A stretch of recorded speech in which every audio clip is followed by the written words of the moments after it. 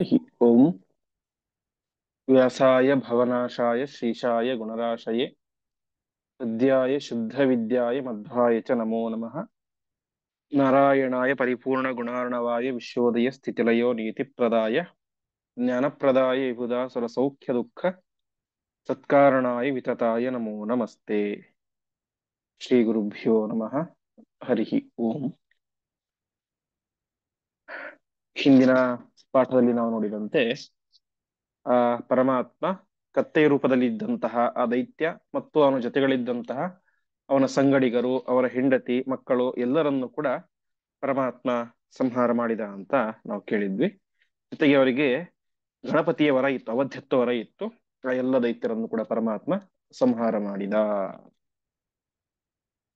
ಇಂದಿನಿಂದ 55ನೇ ಶ್ಲೋಕ ಪ್ರಾರಂಭ. ಪಕ್ಷದ್ವಯೇನ ವಿಹರತ್ಸು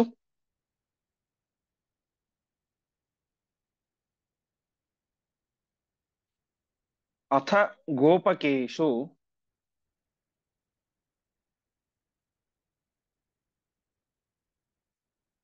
ದೈತ್ಯಃ ಪ್ರಲಂಬ ಇತಿ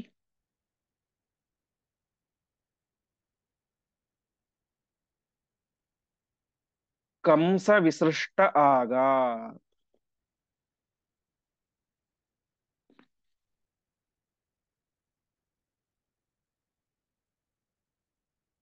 ಕೃಷ್ಣಸ್ಯ ಪಕ್ಷಿಷು ಜಯತ್ಸು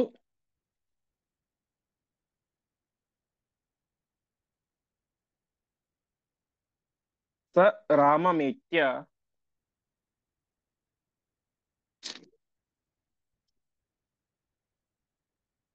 ಪಾಪಃ ಪರಾಜಿತಃ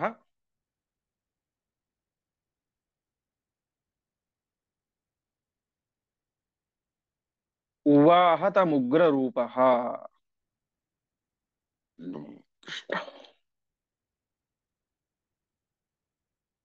ಪದಚ್ಛೇದ. ಪಕ್ಷದ್ವಯೇನ ವಿಹರತ್ಸು ಅಥ ಗೋಪಕೇಶು ದೈತ್ಯಃ ಪ್ರಲಂಬಃ ಇತಿ ಕಂಸ ವಿಸೃಷ್ಟಃ ಆಗಾತ್. ಕೃಷ್ಣಸ್ಯ ಪಕ್ಷಿಷು ಜಯತ್ಸು ಸಹ ರಾಮಂ ಏತ್ಯ ಪಾಪಃ ಪರಾಜಿತಃ ಉವಾಹ ತಂ ಉಗ್ರರೂಪಃ. ಒಂದು ಸಲ ಗೋಪಕೇಶು, ಗೋಪಾಲಕರೆಲ್ಲರೂ ಕೂಡ ಆಟ ಆಡ್ತಾ ಇದ್ದರು. ಸಹಜವಾಗಿ ಕೃಷ್ಣನ ವಯಸ್ಸು, ಬಲರಾಮನ ವಯಸ್ಸಿನಂಥವರು ಸಂದರ್ಭದಲ್ಲಿ ಎರಡು ಟೀಮ್ ಅಂತ ಮಾಡ್ಕೊಂಡಿದ್ರು. ಪಕ್ಷದ್ವಯೇನ ವಿಹರತ್ಸು, ಎರಡು ಟೀಮ್ಗಳಾಗಿ ಒಂದು ಯಾವುದೋ ಆಟ ಆಡ್ತಾ ಇದ್ರು. ಆಟದ ನಿಯಮ ಏನು ಅಂತ ಹೇಳಿದ್ರೆ, ಯಾರು ಗೆಲ್ತಾರಲ್ಲ, ಗೆದ್ದವರನ್ನ ಸೋತ ಟೀಮ್ನವರು ಹೆಗಲ ಮೇಲೆ ಹೊತ್ಕೊಂಡು ಓಡ್ಬೇಕು ಅಂತ ನಿಯಮ. ಚಿಕ್ಕ ಮಕ್ಕಳು ಮಾಡಿಕೊಂಡಂತಹ ನಿಯಮ. ಆ ನಿಯಮಕ್ಕೆ ಅನುಗುಣವಾಗಿ ಆಟ ಆಡ್ತಾ ಇದ್ರು. ಆ ಸಂದರ್ಭದಲ್ಲಿ ಕಂಸ ವಿಸೃಷ್ಟ ಪ್ರಲಂಬ ದೈತ್ಯ ಆಗಾತ್. ಕಂಸ ಕಳಿಸಿದಂತಹ ಒಬ್ಬ ದೈತ್ಯ, ಪ್ರಲಂಬಾಸುರ ಅಂತ. ಪ್ರಲಂಬ ಅಂತ ಹೇಳಿ ಮೋಸ ಮಾಡುವುದು ಅಂತ. ಆ ಮೋಸ ಮಾಡುವಂತಹ ದೈತ್ಯ ತಾನು ಗೋಪಾಲಕರ ವೇಷದಲ್ಲಿ ಅಲ್ಲಿ ಬಂದಿದ್ದಾನೆ. ಅಲ್ಲಿಗೆ ಬಂದು ತಾನೇನ್ ಮಾಡಿದ, ಕೃಷ್ಣಸ್ಯ ಪಕ್ಷಿಷು ಜಯತ್ಸು, ಕೃಷ್ಣನ ಟೀಮ್ನವರೇನಾದ್ರು ಆಟದಲ್ಲಿ ಗೆದ್ರು. ಸೊ ರೂಲ್ಸ್ ಏನು, ಗೆದ್ದ ಟೀಮಿನವರನ್ನ ಸೋತ ಟೀಮ್ನವರು ಎತ್ಕೊಂಡು ಹೋಗ್ಬೇಕು ಅಂತ. ಹಾಗಾಗಿ ಇವನು ಸೋತ ಟೀಮ್ನಲ್ಲಿ ಇದ್ದ ಪ್ರಲಂಬಾಸುರ. ಅವನೇನ್ ಮಾಡಿದ, ತಕ್ಷಣ ರಾಮಂ ಏತ್ಯ, ಬಲರಾಮನ ಹತ್ರ ಬಂದು ಪರಾಜಿತ, ತಾನು ಸೋತು ತಾನೇನ್ ಮಾಡಿದ, ತಂ ಉವಾಹ ಉಗ್ರ ರೂಪ, ಭಯಾನಕ ರೂಪದ ಆ ಒಂದು ಇವನೇನಿದ್ದ ಪ್ರಲಂಬಾಸುರ ಬಲರಾಮನನ್ನ ಹೊತ್ತುಕೊಂಡು ಓಡ್ಲಿಕ್ಕೆ ಶುರು ಮಾಡಿದ ಅಂತ ತಿಳಿಸ್ತಾ ಇದ್ದಾರೆ. ಒಟ್ಟಿನಲ್ಲಿ ಆ ಪ್ರಲಂಬಾಸುರ ತಾನೇನ್ ಮಾಡಿದ, ಬಲರಾಮನನ್ನ ಹೊತ್ತುಕೊಂಡು ಹೋದ ಅಂತ. ಮುಂದೆ ಭೀತೇನ ರೋಹಿಣಿ ಸುತೇನ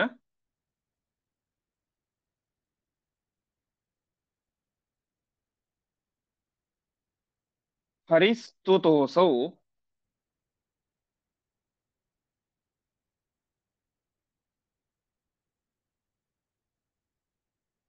ಸ್ವಾವಿಷ್ಟತಾಂ ಉಪದಿದೇಶ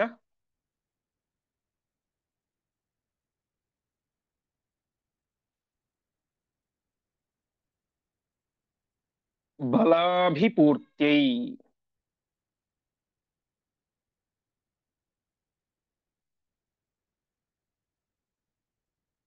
ತೇನೈವ ಪೂರಿತ ಬಲಃ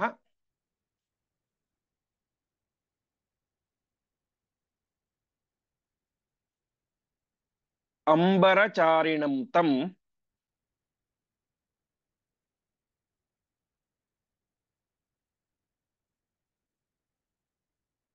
ಪಾಪಂ ಪ್ರಲಂಬಂ ಉರು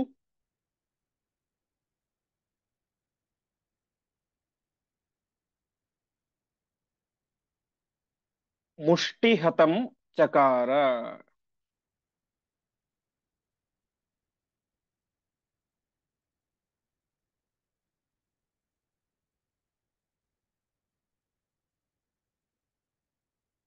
ಪದಚ್ಛೇದ. ಭೀತೇನ ರೋಹಿಣೀ ಸುತೇನ ಹರಿಃ ಸ್ತುತಃ ಅಸೌ ಸ್ವಾವಿಷ್ಟತಾಂ ಉಪದಿದೇಶ ಬಲಾಭಿಪೂರ್ತ್ಯೈ ತೇನ ಏವ ಪೂರಿತ ಬಲಃ ಅಂಬರಚಾರಿಣಂ ತಂ ಪಾಪಂ ಪ್ರಲಂಬಂ ಉರುಮುಷ್ಟಿಹತಂ ಚಕಾರ. ಬಲರಾಮನಿಗೆ ತುಂಬಾ ಹೆದರಿಕೆ ಆಗಿಬಿಡುತ್ತು. ಹಿಂದೆ ಅನೇಕ ಸಲ ಈ ಆಟ ಆಡಿದ್ದರೂ ಕೂಡ ಇವನು ಸ್ವಲ್ಪ ವೇಗವಾಗಿ ಓಡ್ಲಿಕ್ಕೆ ಶುರು ಮಾಡಿದ, ಭಯಾನಕವಾದಂತ ರೂಪ. ಅದನ್ನು ನೋಡಿದ ತಕ್ಷಣ ಇವನಿಗೆ ತುಂಬಾ ಹೆದರಿಕೆ ಆಯಿತು. ರೋಹಿಣಿ ಸುತೇನ ಭೀತೇನ.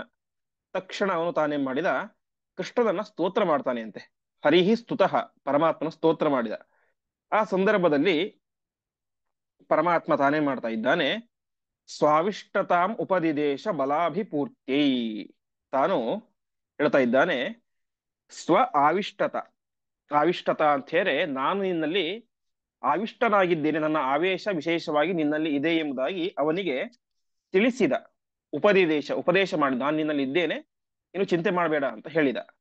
ಯಾಕೆ ಹೇಳಿದ ಅಂತ ಹೇಳಿದ್ರೆ ಅದಕ್ಕೆ ಆಚಾರ್ಯ ಹೇಳ್ತಾ ಇದ್ದಾರೆ, ಬಲಾಭಿಪೂರ್ತ್ಯೈ. ಪೂರ್ತಿ ಅಂತ ಹೇಳಿ ತುಂಬಿಸುವುದು ಅಂತ. ಅವನಿಗೆ ಬಲ ತುಂಬಿಸಬೇಕು. ಹಿಂದೆ ನಾನು ಹೇಳಿದಂತೆ ಪ್ರಾರಂಭದಲ್ಲಿ ನಾವು ಬಲರಾಮ ದೇವರ ಬಗ್ಗೆ ಕೇಳಬೇಕಾದ್ರೆ ಬಲರಾಮನಲ್ಲಿ ಪರಮಾತ್ಮನ ಶುಕ್ಲಕೇಶ ರೂಪದ ಆವೇಶ ಇತ್ತು ಅಂತ ಹೇಳಿದ್ರು. ಅದೇ ರೀತಿಯಾಗಿ ನಾವು ಇದರಲ್ಲೂ ಕೂಡ ನೋಡ್ತೇವೆ. ರಾಮಾಯಣದಲ್ಲೂ ಕೂಡ ಲಕ್ಷ್ಮಣ ಒಂದು ಸಲ ರಾವಣನ ಹತ್ರ ಹೋಗಿ ಬಿದ್ದು ಬಿಟ್ಟಿರ್ತಾನೆ ಯುದ್ಧದಲ್ಲಿ ಮಾಡ್ಬೇಕಾದ್ರೆ. ಆವಾಗ ಪರಮಾತ್ಮ ಅವನಿಗೆ ಹೇಳ್ತಾನೆ ಅಂತೆ, ಅವನಿಗೆ ಅವನ ಮೂಲ ರೂಪದ ಸ್ಮರಣೆಯನ್ನು ತಂದು ಕೊಡ್ತಾನೆ. ಆವಾಗ ಏನಾಗುತ್ತೆ, ಲಕ್ಷ್ಮಣನಿಗೆ ಭಾರಿ ಬಲ ಬರುತ್ತೆ ಅಂತ ನಾವು ನೋಡ್ತೇವೆ. ಅದೇ ರೀತಿ ಇಲ್ಲೂ ಕೂಡ ಬಲರಾಮನಿಗೆ ಯಾವಾಗ ಬಲರಾಮ ನಿನ್ನಲ್ಲಿ ನನ್ನ ಶುಕ್ಲಕೇಶ ರೂಪದ ಆವೇಶ ಇದೆ ಎಂಬುದಾಗಿ ತಿಳಿಸಿದ, ಆವಾಗ ಏನಾಯಿತು, ಅವನೇನಾದ ಪೂರಿತ ಬಲಹ, ಒಳ್ಳೆ ಪರಾಕ್ರಮ ತುಂಬಿಕೊಂಡ. ಹಾಗಾಗಿ ದೇವತೆಗಳಿಗೆ ತಮ್ಮ ಮೂಲ ರೂಪದ ಸ್ಮರಣೆ ಇರೋದಿಲ್ಲ. ಯಾವಾಗಲೂ ಕೂಡ ಸ್ಮರಣೆ ಬಂತು ಅಂತ ಹೇಳಿದ್ರೆ ಭಾರಿ ಬಲ ಎನ್ನುವುದು ಬರುತ್ತೆ. ಹಾಗಾಗಿ ಬಲರಾಮನಿಗೂ ಕೂಡ ಇಲ್ಲಿ ತನ್ನ ಮೂಲ ರೂಪದ ಸ್ಮರಣೆ ಅದ್ಯಾವುದು ಕೂಡ ಇರಲಿಲ್ಲ. ಯಾವಾಗ ಪರಮಾತ್ಮ ಹೇಳಿದನು, ಬಲರಾಮ ಅಣ್ಣ ನಿನ್ನಲ್ಲಿ ನನ್ನ ಶುಕ್ಲಕೇಶ ಆವೇಶ ಇದೆ ಎಂಬುದಾಗಿ ಯಾವಾಗ ಹೇಳಿದನೋ, ತನ್ನ ಮೂಲ ರೂಪದ ಸ್ಮರಣೆ ಆವಾಗ ಬಲರಾಮನಿಗೆ ಬಂತು. ತಕ್ಷಣ ಅವನು ಮಹಾ ಪರಾಕ್ರಮದಿಂದಾಗಿ ತುಂಬಿಕೊಂಡ. ಇಡೀ ಬ್ರಹ್ಮಾಂಡವನ್ನೇ ತನ್ನ ಹೆಡೆ ಮೇಲೆ ಹೊತ್ತುಕೊಂಡಂತಹ ಸಾಕ್ಷಾ ಶೇಷದೇವರು ಬಲರಾಮ. ಹೀಗಾಗಿ ವಿಶಿಷ್ಟವಾದಂತಹ ಬಲ ಆ ಕಾಲದಲ್ಲಿ ಅವನಲ್ಲಿ ತುಂಬಿಕೊಡ್ತು. ಆವಾಗ ಅವನು ಇಲ್ಲಿದ್ದ ಅಂತ ಹೇಳಿದ್ರೆ, ಪ್ರಲಂಬಾಸುರ ಅವನ ಹೆಗಲ ಮೇಲೆ ಬಲರಾಮ ಇದ್ದದ್ದು. ಎಲ್ಲಿದ್ರು ಅಂತ ಹೇಳಿದ್ರೆ ಅಂಬರಚಾರಿಣಂ. ಅಂಬರ ಅಂತ ಹೇಳಿ ಆಕಾಶ. ಅಂದ್ರೆ ಪ್ರಲಂಬಾಸುರ ಬಲರಾಮನ ಹೊತ್ಕೊಂಡು ಏನೋ ನೆಲದ ಮೇಲೆ ಓಡ್ಲಿಲ್ಲ, ಗುಡ್ಡದ ಮೇಲೆ ಓಡ್ಲಿಲ್ಲ, ನೇರವಾಗಿ ಆಕಾಶಕ್ಕೆ ಹಾರ್ಬಿಟ್ಟ ಅಂತ. ಹಾಗಾಗಿ ಇವನಿಗೆ ಹೆದರಿಕೆ ಜಾಸ್ತಿ ಆಯ್ತು ಬಲರಾಮನಿಗೆ. ತಕ್ಷಣ ಆ ಬಲ ತುಂಬಿಕೊಂಡು ತಾನೇ ಮಾಡಿದ, ಪಾಪಿಷ್ಠನಾದಂತಹ ಯಾವ ಪ್ರಲಂಬಾಸುರನನ್ನ ಉರುಮುಷ್ಟಿ ಹತಂ ಚಕಾರ, ತನ್ನ ಒಳ್ಳೆಯ ಪರಾಕ್ರಮ ತುಂಬಿದಂತಹ ಮುಷ್ಟಿ ಏಟಿನಿಂದಾಗಿ ತಾನು ಆ ಪ್ರಲಂಬಾಸುರನನ್ನ ಪರಮಾತ್ಮ ಬಲರಾಮ ಸಂಹಾರ ಮಾಡಿದ ಎಂಬುದಾಗಿ ತಿಳಿಸ್ತಾ ಇದ್ದಾರೆ. ಹಾಗಾಗಿ ಪರಮಾತ್ಮನೇ ತಾನು ಬಲರಾಮನಿಗೆ ಆ ವಿಚಾರವನ್ನು ಹೇಳಿ ಅವನ ಮೂಲಕ ಆ ಪ್ರಲಂಬಾಸುರನ ಸಂಹಾರವನ್ನು ಮಾಡಿಸಿದ. ವಿಶೇಷವಾಗಿ ಹರಿವಂಶದಲ್ಲೂ ಕೂಡ ಈ ವಿಚಾರ ಬರುತ್ತೆ. ಸಂಸ್ಮಾರಿತಸ್ತು ಕೃಷ್ಣೇನ ರೌಹಿಣೇಯ ಪುರಾತನಂ ಬಲೇನಾಪೂರ್ಯತ ತದ ತ್ರೈಲೋಕ್ಯಾಂತರಚಾರಿಣ ಅಂತ. ಯಾವಾಗ ಅವನು ತನ್ನ ಮೂಲ ರೂಪದ ಸ್ಮರಣೆ ಮಾಡಿದನು, ಕೃಷ್ಣೇನ ಸಂಸ್ಮಾರಿತ, ಕೃಷ್ಣ ನೆನಪಿಸಿದಾಗ ಅವನಿಗೆ ಸ್ಮರಣೆ ಬಂತು, ಅದರಿಂದಾಗಿ ಒಳ್ಳೆ ಪರಾಕ್ರಮಶಾಲಿಯಾದ. ಆಮೇಲೆ ಪ್ರಲಂಬಾಸುರನನ್ನ ಸಂಹಾರ ಮಾಡಿದ ಎಂಬುದಾಗಿ ತಿಳಿಸ್ತಾ ಇದ್ದಾರೆ. ಹಾಗಾಗಿ ಸ್ಪಷ್ಟವಾಗಿ ಅವತಾರ ಮಾಡಿದಾಗ ಅದರ ಮೂಲ ರೂಪದ ಸ್ಮರಣೆ ಇರೋದಿಲ್ಲ. ಸ್ಮರಣೆ ಬಂದರೆ ಆವಾಗ ಒಳ್ಳೆ ಪರಾಕ್ರಮ ಎಂಬುದು ಅವರಿಗೆ ಮೂಲ ರೂಪದ ಬಲ ಎಂಬುದು ಅಲ್ಲಿ ಅವರಿಗೆ ಅಭಿವ್ಯಕ್ತ ಆಗುತ್ತೆ ಅಂತ. ಮುಂದಿನ ಶ್ಲೋಕ. ತಸ್ಮಿನ್ ಹತೆ ಸುರಗಣಾಃ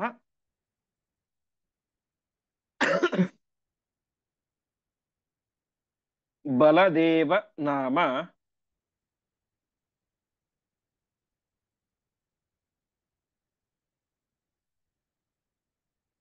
ರಾಮಸ್ಯ ಚಕ್ರುರತಿ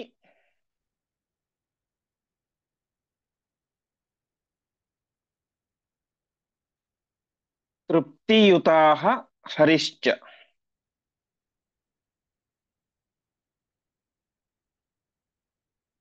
ವನ್ಹಿಂ ಪಪೌ ಪುನರಪಿ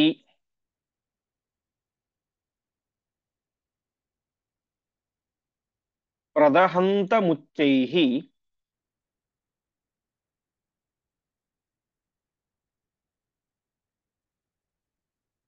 ಗೋಪಾಂಶ್ಚ ಗೋಗಣಂ.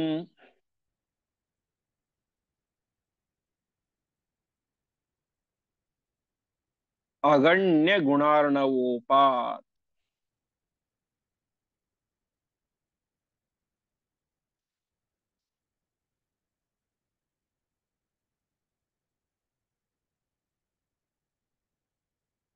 ಪದಚ್ಛೇದ.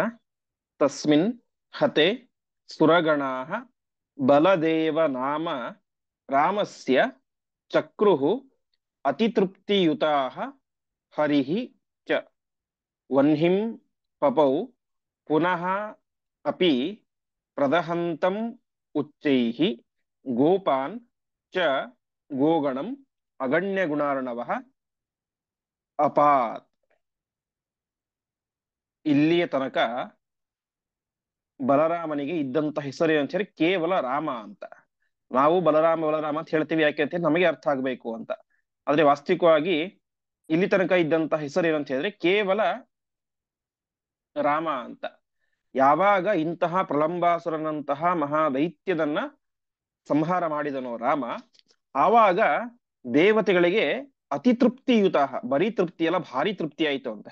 ಇಂತಹ ಒಬ್ಬ ದುಷ್ಟನನ್ನ ರಾಮ ಸಂಹಾರ ಮಾಡಿದ ಅಂತ.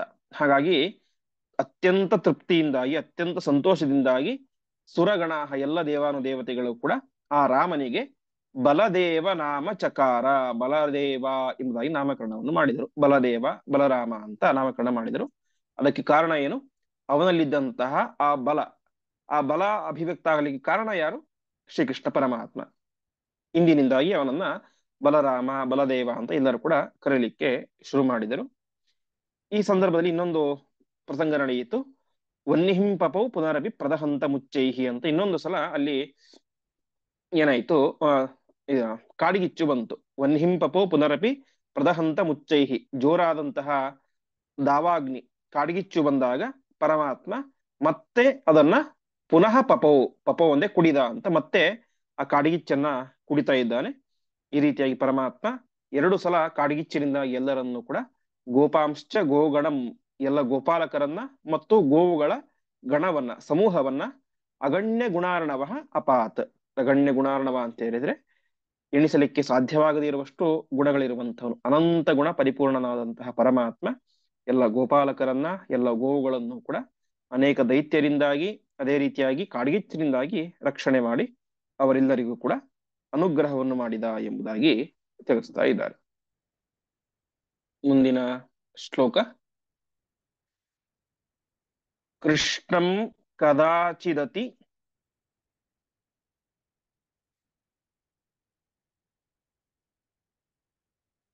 ದೂರಗತಂ ವಯಸ್ಯಾಹ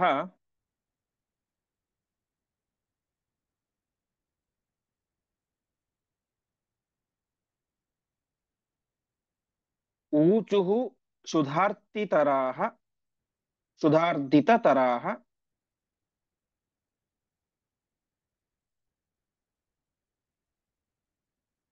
ವಯಮಿತ್ಯುದಾರಂ.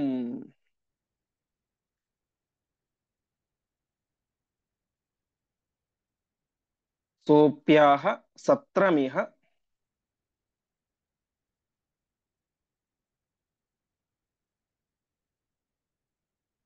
ವಿಪ್ರಗಣಾಶ್ಚರಂತಿ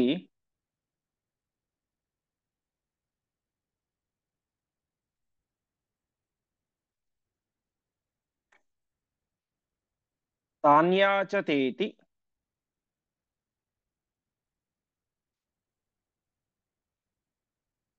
ಪರಿಪೂರ್ಣ ಸಮಸ್ತ ಕಾಮಃ.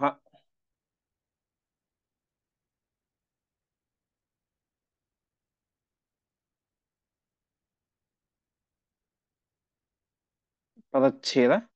ಕೃಷ್ಣಃ ಕದಾಚಿತ್ ಅತಿದೂರಗತಂ ವಯಸ್ಯಾಃ ಊಚುಃ ಸುಧಾರ್ತಿತತರಾಃ ವಯಂ ಇತಿ ಉದಾರಂ ಸಹ ಅಪಿ ಆಹ ಸತ್ರಂ ಇಹ ವಿಪ್ರಗಣಾಃ ಚರಂತಿ ತಾನ್ ಯಾಚತ ಇತಿ ಪರಿಪೂರ್ಣ ಸಮಸ್ತ ಕಾಮಃ.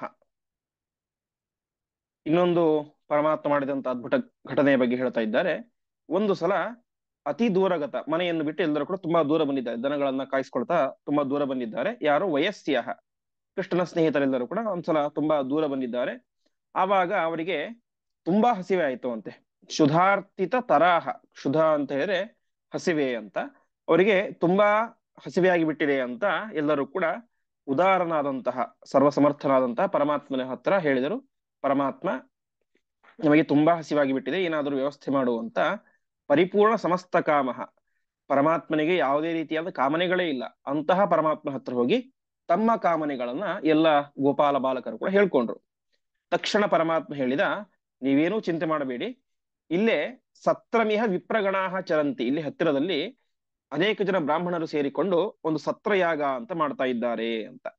ಸತ್ರಯಾಗ ಅಂತ ಹೇಳಿದ್ರೆ ಅದು ಏನೋ 3 ಗಂಟೆ 4 ಗಂಟೆ ಅಥವಾ ಒಂದು ದಿನ ನಡೆಯುವಂತಹ ಯಾಗ ಅಲ್ಲ. ವರ್ಷಾನುಗಟ್ಟಲೆ ನಡೆಯುವಂತಹ ಸುಮಾರು 16 ಜನ ಯಜಮಾನರು ಪುರೋಹಿತರು ಕುಳಿತುಕೊಂಡು ಮಾಡುವಂತಹ ದೊಡ್ಡ ಯಾಗ, ಲೋಕ ಕಲ್ಯಾಣಕ್ಕೋಸ್ಕರ ಮಾಡುವಂತಹ ಒಂದು ದೊಡ್ಡ ಯಾಗ, ಅದಕ್ಕೆ ಸತ್ರಯಾಗ ಅಂತ ಕರೀತಾರೆ. ಎಲ್ಲರೂ ಕೂಡ ಸೇರಿಕೊಂಡು ಮಾಡುವಂತಹ ಯಾಗ ಸತ್ರಯಾಗ ಅಂತ. ಕೃಷ್ಣ ಹೇಳಿದ, ಇಲ್ಲೇ ಒಂದು ಕಡೆ ವಿಪ್ರಗಣಾಹ ಸತ್ರಂ ಚರಂತಿ, ಎಲ್ಲ ಬ್ರಾಹ್ಮಣರು ಸೇರಿಕೊಂಡು ಸತ್ರಯಾಗವನ್ನು ಮಾಡ್ತಾ ಇದ್ದಾರೆ. ನೀವು ಅಲ್ಲಿ ಹೋಗಿ ತಾನ್ ಯಾಚತ, ಅಲ್ಲಿ ಹೋಗಿ ನೀವು ಅನ್ನವನ್ನು ಕೇಳಿ ಎಂಬುದಾಗಿ ಪರಮಾತ್ಮ ಗೋಪಾಲಕರಿಗೆ ಹೇಳಿದ. ಮುಂದೆ ತಾನ್ ಪ್ರಾಪ್ಯ ಕಾಮಂ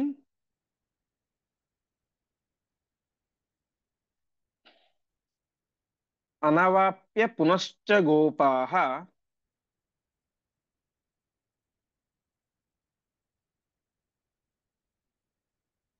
ಕೃಷ್ಣಂ ಸಮೀಯುರಥ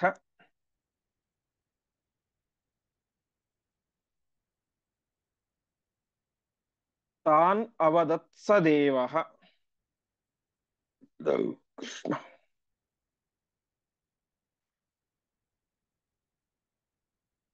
ಪತ್ನೀಃ ಸಮರ್ಥಯತ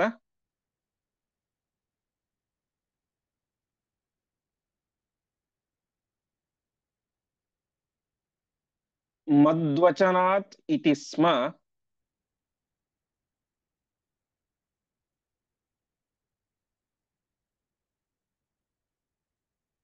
ಚಕ್ರುಶ್ಚ ತೇ ತದಪಿ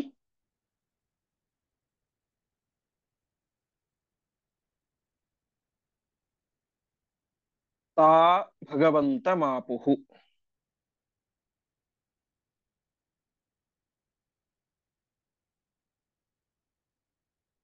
ಪದಚ್ಛೇದ.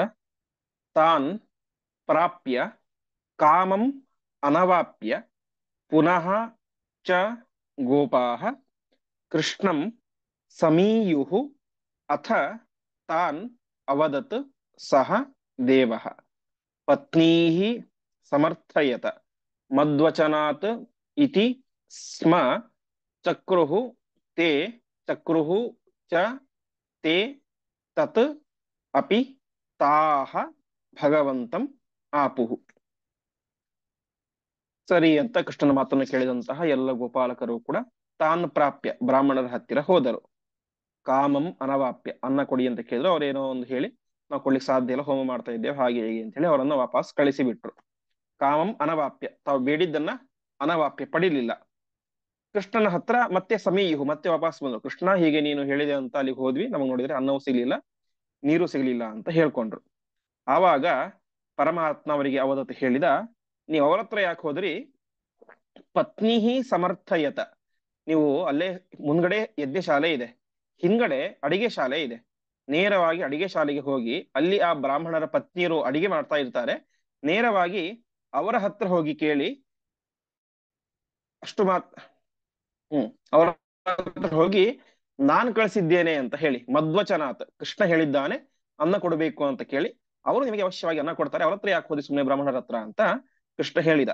ತಕ್ಷಣ ಪಾಪ ಮತ್ತೆ ವಾಪಸ್ ಗೋಪಾಲಕರೆಂದ್ರು ಕೂಡ ಅಲ್ಲಿಗೆ ಮತ್ತೆ ಅಡಿಗೆ ಶಾಲೆಗೆ ಹೋಗ್ತಾರೆ. ಚಕ್ರುಶ್ಚತೆ ತದಪಿ, ಅದೇ ರೀತಿ ಹೇಳಿದ್ರು, ಕೃಷ್ಣ ಹೇಳಿದ್ದಾನೆ ನಮಗೆ ಅನ್ನ ಕೊಡಬೇಕು ಅಂತ ಹೇಳ್ತಾರೆ ಅಂತೆ.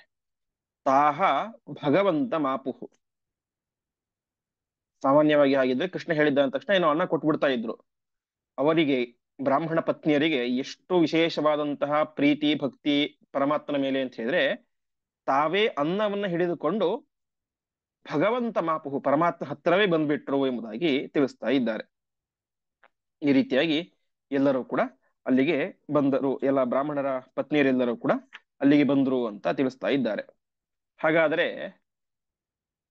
ಬ್ರಾಹ್ಮಣ ಪತ್ನಿಯರಿಗೆ ಪರಮಾತ್ಮನ ಕೃಷ್ಣನ ಮಹತ್ವ ಗೊತ್ತಿತ್ತು, ಆ ಬ್ರಾಹ್ಮಣರಿಗೆ ಗೊತ್ತಿರಲಿಲ್ವಾ ಅಂತ ಹೇಳಿದ್ರೆ, ಅದಕ್ಕೆ ಭಾಗವತಲ್ಲಿ ಹೇಳ್ತಾರೆ ಬ್ರಾಹ್ಮಣರಿಗೂ ಗೊತ್ತಿತ್ತು ಅಂತೆ.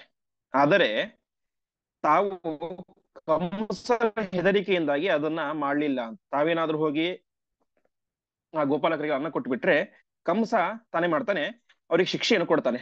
ಆ ಒಂದು ಕಾರಣಕ್ಕಾಗಿ ತಾವು ಅನ್ನವನ್ನು ಕೊಡ್ಲಿಲ್ಲ ಎಂಬುದಾಗಿ ಹೇಳ್ತಾ ಇದ್ದಾರೆ. ಹಾಗಾಗಿ ಮುಂದೆ ಅವರು ತುಂಬಾ ಪಶ್ಚಾತ್ತಾಪವನ್ನು ಕೂಡ ಪಡ್ತಾರೆ, ಯಾರೋ ಎಲ್ಲ ಬ್ರಾಹ್ಮಣರು ಕೂಡ. ನಾವು ಈ ಹೋಮ ಗೀಮ ಮಾಡ್ಲಿ ಸಂಪಾದನೆ ಮಾಡ್ಲಿಕ್ಕೆ ಆಗದೇ ಇರುವಂತಹ ಪುಣ್ಯವನ್ನ ನಮ್ಮ ಪತ್ನಿಯರು ಸಹಜವಾಗಿ ಒಂದು ಅನ್ನದಾನವನ್ನು ಮಾಡಿ ಸಂಪಾದನೆ ಮಾಡಿಬಿಟ್ರಲ್ಲ ಪುಣ್ಯವನ್ನ ಅಂತ ಮುಂದೆ ಅವರು ಪಶ್ಚಾತ್ತಾಪ ಪಡ್ತಾರೆ. ಒಟ್ಟಿನಲ್ಲಿ ಇಷ್ಟ ಆಯಿತು, ಬ್ರಾಹ್ಮಣರು ಕೊಡ್ಲಿಲ್ಲ, ಅವರ ಹೆಂಡತಿಯರು ಅಲ್ಲಿ ಕೊಡ್ಲಿಲ್ಲ, ನೇರವಾಗಿ ಕೃಷ್ಣನ ಹತ್ರವೇ ಹೋಗ್ಬಿಟ್ರು ಅಂತೆ. ಕೃಷ್ಣನ ಹತ್ರ ಹೋಗಿ ತಾವು ಮುಂದೆ ಈ ಮಾತನ್ನ ಹೇಳ್ತಾ ಇದ್ದಾರೆ. ಮುಂದೆ ತಾಹ ಷಡ್ವಿಧಾನ ಪರಿಪೂರ್ಣ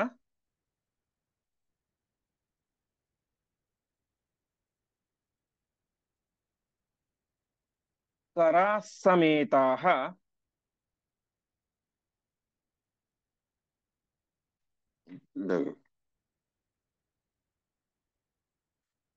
ಪ್ರಾಪ್ತಾಹ ವಿಸೃಜ್ಯ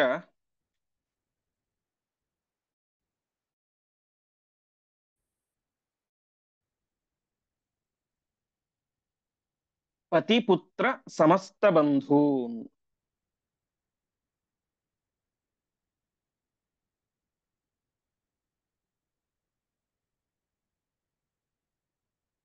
ಆತ್ಮಾರ್ಚನೈಕ ಪರಮ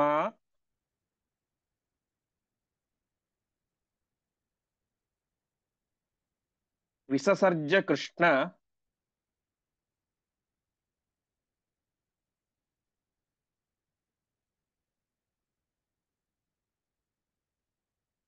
ಏಕ ಪತಿ ಪ್ರವಿ ನಿಮಿಷ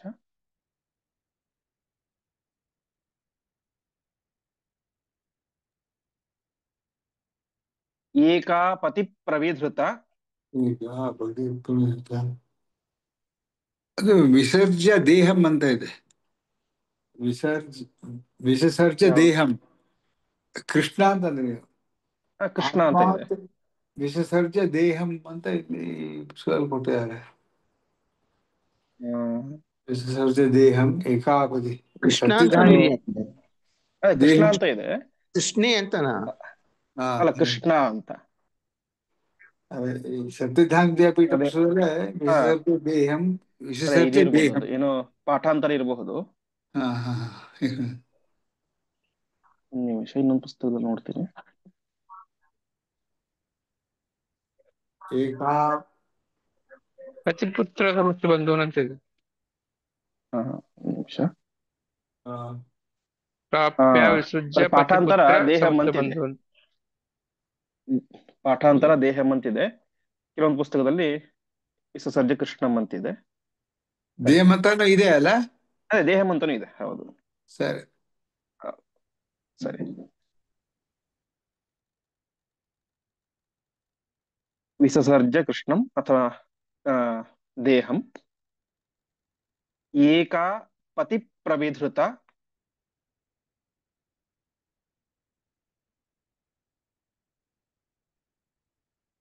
ಪದಮಾಪ ವಿಷ್ಣೋಃ.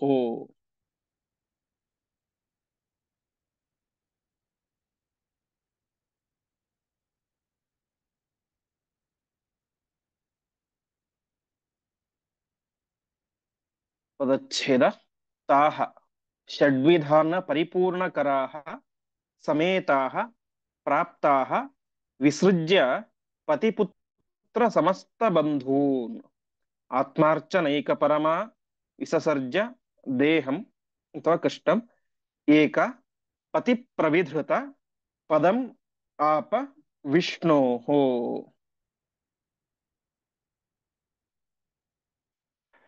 ಎಲ್ರು ಕೂಡ ಹೇಗ್ ಬಂದ್ರು ಅಂತ ತಿಳಿಸ್ತಾ ಇದ್ದಾರೆ. ಆ ವಿಪ್ರ ಪತ್ನಿಯರು ಅಲ್ಲಿ ಹೇಗ್ ಬಂದ್ರು ಅಂತ ಹೇಳಿದ್ರೆ, ಪತಿಪುತ್ರ ಸಮಸ್ತ ಬಂಧುನ್ ವಿಸೃಜ್ಯ, ತನ್ನ ಗಂಡ ಮಕ್ಕಳು ಬಂಧುಗಳು ಎಲ್ಲರನ್ನೂ ಕೂಡ ಅಲ್ಲೇ ಬಿಟ್ಟು ತಾವು ಮಾತ್ರ ಏನ್ ಮಾಡಿದ್ರು, ಷಡ್ವಿಧಾನ ಪರಿಪೂರ್ಣ ಕರಾಹ, 6 ರೀತಿಯಾದಂತಹ ಒಂದು ಅನ್ನಗಳನ್ನ ತಾವು ಪರಿಪೂರ್ಣ ಕರ ಕೈ ತುಂಬ ಹಿಡಿದುಕೊಂಡು ತಾವೇ ಮಾಡಿದರೆ ಅಲ್ಲಿಗೆ ಬಂದ್ರು. ಒಂದೇ ಒಂದು ಕಾರಣ ಏನಂತ, ಆತ್ಮಾರ್ಚನೈಕ ಪರಮಾಹ, ಆತ್ಮನೇ ಪರಮಾತ್ಮ, ಪರಮಾತ್ಮನ ಪೂಜೆಯನ್ನು ಮಾಡಬೇಕು, ಪರಮಾತ್ಮನಿಗೆ ತೃಪ್ತಿಪಡಿಸಬೇಕು ಅಂತ ಎಲ್ಲರೂ ಕೂಡ ತಾವೇ ಮಾಡಿದ್ರು, ಅಲ್ಲಿಗೆ ಬಂದ್ರು. ಈ ರೀತಿಯಾಗಿ ಬಂದಂತಹ ಪರಮಾತ್ಮ ಅದೆಲ್ಲವನ್ನು ಕೂಡ ವಿಶೇಷವಾಗಿ ಸ್ವೀಕಾರ ಮಾಡ್ತಾನೆ. ಅದಾದ ಮೇಲೆ ಕೃಷ್ಣ ತಾನೇ ಮಾಡಿದ ಅವರೆಲ್ಲರನ್ನು ಕೂಡ ವಾಪಸ್ ವಿಸರ್ಜ ಕಳಿಸಿಬಿಟ್ಟ. ಅರ್ಥಾತ್ ಅವರವರ ನೀವು ವಾಪಸ್ ನಿಮ್ಮ ಮನೆಗೆ ಹೋಗ್ಬಿಡಿ, ಅಂದ್ರೆ ತುಂಬಾ ಹೊತ್ತು ಆ ಬಂಧುಗಳನ್ನ ಗಂಡಂದಿರನ್ನ ಮಕ್ಕಳನ್ನ ಬಿಟ್ಟು ಬೇರೆ ಕಡೆ ಇರುವುದು ಸರಿಯಲ್ಲ. ನೀವು ತಂದಂತಹ ಆಹಾರವನ್ನ ನಿಮ್ಮ ಆತಿಥ್ಯವನ್ನ ನಾನು ಸ್ವೀಕಾರ ಮಾಡಿದ್ದೇನೆ, ಹಾಗಾಗಿ ನೀವು ಆದಷ್ಟು ಬೇಗ ನಿಮ್ಮ ಗಂಡನ ಹತ್ತಿರ ಹೋಗಿಬಿಡಿ ಎಂಬುದಾಗಿ ಪರಮಾತ್ಮ ಹೇಳಿದ. ಸರಿ ಅಂತ ಎಲ್ಲರೂ ಕೂಡ ವಾಪಸ್ ಪರಮಾತ್ಮನಿಗೆ ಸಮರ್ಪಣೆ ಮಾಡಿದರು. ತಾವು ವಾಪಸ್ ತಮ್ಮ ತಮ್ಮ ಒಂದು ಯಜ್ಞಶಾಲೆಗೆ ಬಂದ್ಬಿಟ್ರು. ಎಲ್ಲ ಹೆಂಗಸರು ಬಂದಿದ್ರು ಅಂತೆ, ಆದರೆ ಒಬ್ಬಳು ಮಾತ್ರ ಬರ್ಲಿಲ್ಲ ಅಂತ. ಯಾಕೆ? ಏಕ ಪತಿ ಪ್ರವಿಧೃತ ಪದಮಾಪ ವಿಷ್ಣೋಹೋ ಅಂತ. ಒಬ್ಬಳನ್ನು ಮಾತ್ರ ಅವಳು ಗಂಡ ಬಿಡ್ಲಿಲ್ಲ ಅಂತೆ. ಆಗಿದ್ದಾಗಲಿ ನೀನು ಆ ಕೃಷ್ಣನಿಗೆ ಅನ್ನ ಕೊಡ್ಲಿಕ್ಕೆ ಹೋಗೋದು ಬೇಡ ಅಂತ ಅವನು ಪ್ರತಿ ಪ್ರವಿಧೃತ, ಗಂಡ ಪ್ರವಿಧೃತ ಅಂದ್ರೆ ತಡೆಯೋದು ಅಂತ, ತಡೆದು ಬಿಟ್ಟ. ಈ ಸಂದರ್ಭದಲ್ಲಿ ಏನಾಯ್ತು, ಅವಳಿಗೆ ತುಂಬಾ ನೋವಾಯಿತು. ಎಲ್ಲ ನನ್ನ ವಯಸ್ಸಿನ ಹೆಂಗಸರೆಲ್ಲರೂ ಕೂಡ ಪರಮಾತ್ಮನಿಗೇನೆ ಸಾಕ್ಷಾತ್ತಾಗಿ ಅನ್ನ ಕೊಡ್ಲಿಕ್ಕೆ ಅಂತ ಹೋಗಿದ್ದಾರೆ, ನನಗ್ ಮಾತ್ರ ಹೋಗ್ಲಿಕ್ಕೆ ಸಾಧ್ಯ ಆಗಲಿಲ್ಲ ಅಂತ ಅವಳೇನ್ ಮಾಡಿದಳು, ನೊಂದು ನೊಂದು ಪರಮಾತ್ಮನನ್ನೇ ಸ್ಮರಣೆ ಮಾಡ್ತಾ ವಿಷ್ಣೋಹೋ ಪದಮಮ ಆಪ, ದೇಹತ್ಯಾಗವನ್ನೇ ಮಾಡಿಬಿಟ್ಲು ಅಂತೆ. ದೇಹತ್ಯಾಗವನ್ನು ಮಾಡಿ ಮುಂದೆ ಪರಮಾತ್ಮನ ಲೋಕವನ್ನ ಹೊಂದಿದಳು ಎಂಬುದಾಗಿ ತಿಳಿಸ್ತಾ ಇದ್ದಾರೆ. ಒಟ್ಟಿನಲ್ಲಿ ಈ ರೀತಿಯಾದಂತಹ ಒಂದು ವಿಶಿಷ್ಟವಾದಂತಹ ಪ್ರಸಂಗ ಆಯಿತು. ಮುಂದೆ ಭುಕ್ತ್ವಾತ ಗೋಪಸಹಿತೋ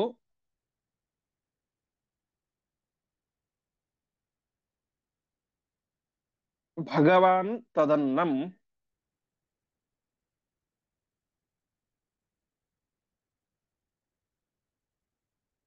ರೇಮೇಥ ಗೋಕುಲಂ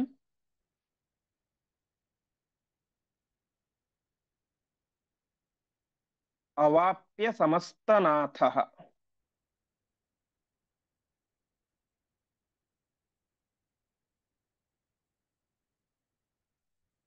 ಆಜ್ಞಾತಿ ಲಂಘನ ಕೃತೇಃ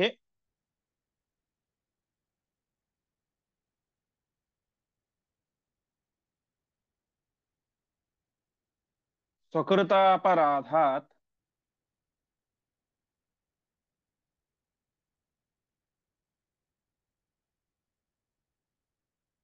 ಪಶ್ಚಾತ್ ಸುತಪ್ತ ಮನಸಃ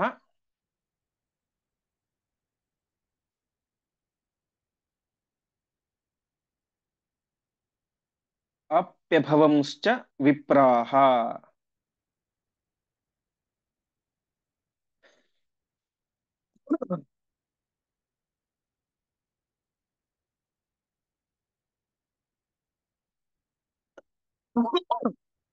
ಪದಚ್ಛೇದ ಭುಕ್ತ್ವಾ ಅಥ ಗೋಪಸಹಿತಃ ಭಗವಾನ್ ತದನ್ನಂ ರೇಮೆ ಚ ಗೋಕುಲಂ ಅವಾಪ್ಯ ಸಮಸ್ತನಾಥಃ ಆಜ್ಞಾತಿಲಂಘನಕೃತೇಃ ಸ್ವಕೃತಾಪರಾಧಾತ್ ಪಶ್ಚಾತ್ ಸುತಪ್ತ ಮನಸಃ ಅಪಿ ಅಭವನ್ ಚ ವಿಪ್ರಾಹ.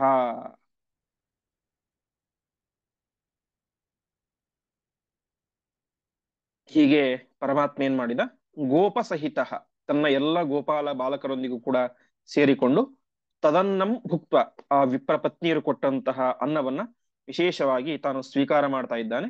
ಸ್ವೀಕಾರ ಮಾಡಿದ ಆದ ಮೇಲೆ ಗೋಕುಲಂ ಅವಾಪ್ಯ ರೇಮೆ ತನ್ನ ವಾಪಸ್ ತನ್ನ ಮನೆಗೆ ಒಂದು ವಿಶೇಷವಾದಂತಹ ವಿಹಾರವನ್ನು ಮಾಡಿದ. ಈ ಕಡೆ ಬ್ರಾಹ್ಮಣರಿಗೆ ಗೊತ್ತಾಯಿತು, ಅವರೇನೋ ಸಾಮಾನ್ಯ ಅಲ್ಲ, ಸತ್ರಯಾಗವನ್ನು ಮಾಡ್ಬೇಕಾದ್ರೆ ದೊಡ್ಡ ಜ್ಞಾನಿಗಳಾಗಿದ್ದರು. ಅವರಿಗೂ ಗೊತ್ತಿತ್ತು ಪರಮಾತ್ಮನೇ ಕೃಷ್ಣ ಅಂತ.